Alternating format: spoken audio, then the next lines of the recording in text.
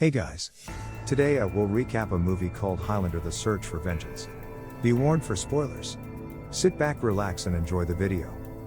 Making vengeance the sole purpose of life is often detrimental, since man burns in the fire of vengeance and burns to ashes all the pleasures that come his way, and it took Colin MacLeod 2,000 years to understand that. The film starts by showing a scene from an ancient battle depicting Colin MacLeod's death. After that, the head of the tribe gave him the title of Highlander and buried him. The subtext says that its future is now and the world has descended into an apocalyptic condition of ruin. Kings and populists rule over the nations, which have been reduced to provinces. It further says that life has no value, and death comes easily. In the next scene, Colin is traveling along a quiet river in a motorboat. He visits a group of horrible immortals. They try to attack him, but he knocks them down very smoothly. All the beasts run away to save their lives. A huge immortal monster appears with a gigantic chainsaw and asks MacLeod if he has come here to take his head off for a sound reward, but he refuses and tells him he is not the person he wants to meet. However, Malik challenges him to a fight. After a deadly fight, Colin beheads the beast in a very careful manner. Malik's head asks him with shock, "Who is he?" He replies arrogantly, "He is Colin MacLeod of Cal MacLeod," and gains his quickening to self-empower.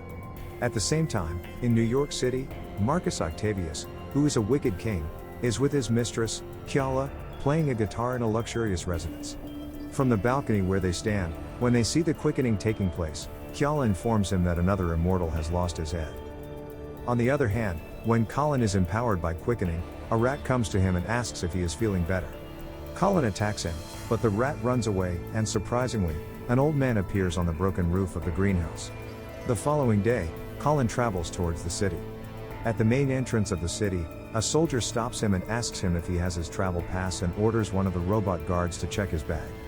During checking, Malik's head appears and the soldier gets shocked. Colin asks for his reward. Marcus's mistress comes to him and informs him that Malik's killer has come to take his prize. When the soldier gives him money, he further informs him that his master wants to meet him personally. Colin refuses, but the soldier forces him to come with him. As soon as Colin places his hand on his sword, a fly whispers in his ear that he should meet the master. During travel, Colin notices the condition of the city and asks, "What happened here?" The soldier informs him that it's due to a virus. Colin wants to get out of the car, but when the soldier doesn't listen to him, he shoots them all. As the car bumps into the pole, Colin jumps out. While wandering around, a boy named Joe comes to him and asks him if Colin needs anything he can provide him. At the bar, Colin buys a bottle of wine and sits alone at a quiet table.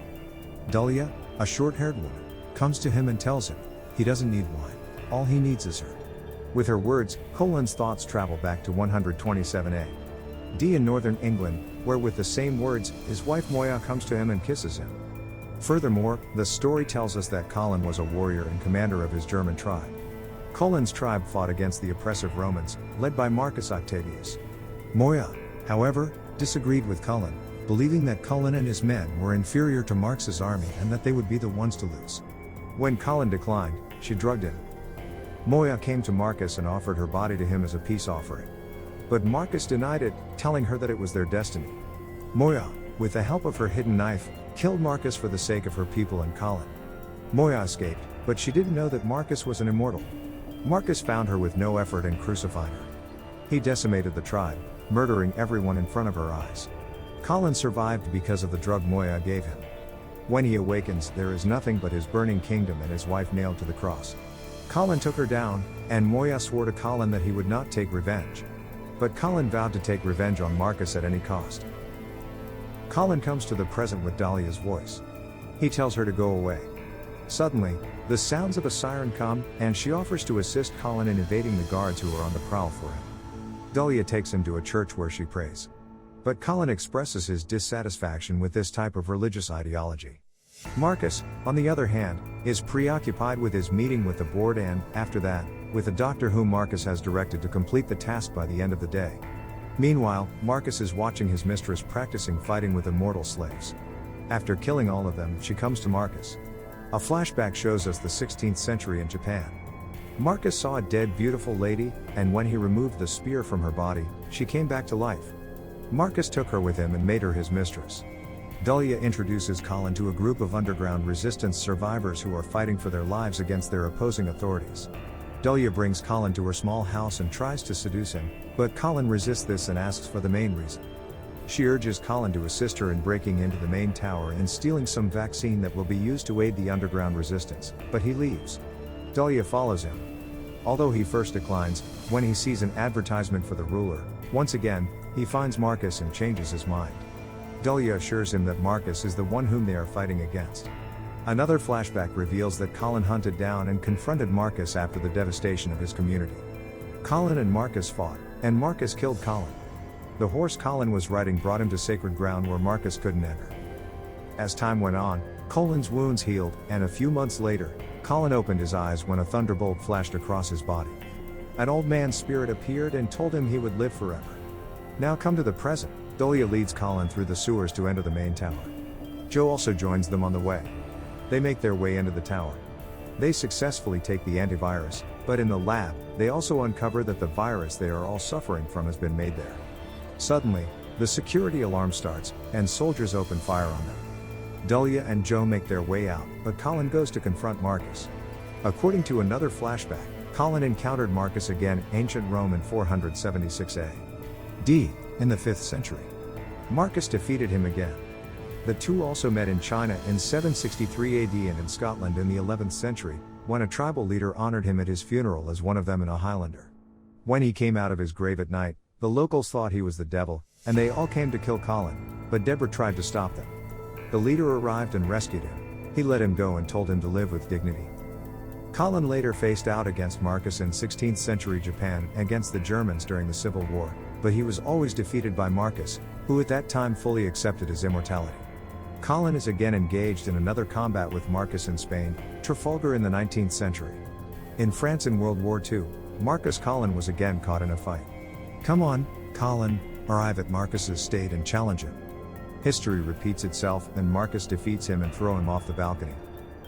When Dahlia discovers Colin's broken body, she is surprised to find that he has begun to heal and helps Colin escape. When Dahlia asks him how he came back from death, he tells the whole truth. When he faints from the wounds, he sees himself in a dream at Moya's grave. The spirit that follows him all the time in the form of various creatures tells him that he has spent a huge part of his life seeking revenge, and in the fire of revenge, he did not even see that Moya, Deborah, and Dahlia are the same. After waking up, the first face he sees is Dahlia, and he thinks once more of what the spirit told him. Following this, they return to the underground residence. After telling them about the virus, they decide to wage a retaliatory campaign against the government. Also, Colin decides to join them, not to take his revenge but to help these people get their freedom. But Dahlia is not happy with his stand because she thinks the same as Moya and leaves the place. On the other hand, Marcus asks the doctor about the virus. He is working on it, but the doctor wants some more time. Kiala kills the doctor, telling him he is done. When Kiala asks Marcus about Colin, he replies that he will come back. When Colin comes to see her, he notices Dahlia preparing for battle and informs her that he desires to assist the resistance in their struggle against Marcus, but that he is not doing it out of vengeance. She informs him that God has heard her prayer and has sent him to save them. Following that, they have a kiss. Colin finally finds love after years of sorrow and loneliness. They both made passionate love, and after that, Dahlia fell asleep. In order to prevent Dahlia from being involved in the battle and out of fear of losing her, Colin locks her door as she sleeps peacefully. The war has begun and the rebellion fights against the highly armed soldiers of Marcus at the front lines. In the meantime, Colin enters the battle zone and kills dozens upon dozens of highly armed soldiers in the meantime. Kiala almost crushes him, but Dahlia, who has managed to escape from her home, saves him and kills Kiala. Colin hurries to Marcus at the top of the tower. Colin faces Marcus once for last. Marcus places the virus in a dispensing machine. He gives Colin just 2 minutes to kill him and halt the machine. Colin attacks him, and the two fight it out with their swords. Marcus easily cuts Colin down but does not kill him for taunting him. Meanwhile, Marcus' mistress, Kiala, is alive again and comes for Dahlia. Colin struggles to stop the dispensing machine while fighting Marcus, but he is unsuccessful. The infection spreads across New York City. Kiala stabs her weapon pins across her body, but with her last strength, she puts a grenade in Kiala's mouth and kills herself along with Kiala. This time Colin gets a vision of Dahlia's death and stands again with hope, but this time he prays. He strikes again, and this time he finally defeats Marcus. As Colin beheaded Marcus, the quickening appeared, and he empowered himself by gaining it. The spirit shows itself and informs him that he has finally achieved his vengeance and the quickening has destroyed the virus. The rebellion assembles and watches the sky become blue once again, and evil is finally defeated. Colin sees what he has done and regrets his entire quest for revenge. He burns a candle in Dahlia's name at the church and rebuilds his faith once again. He departs the city with hope, peace, and a new spirit to live by. Thanks for watching the movie. Please subscribe to my channel for future updates. See you on another interesting anime movie. Take care. Bye.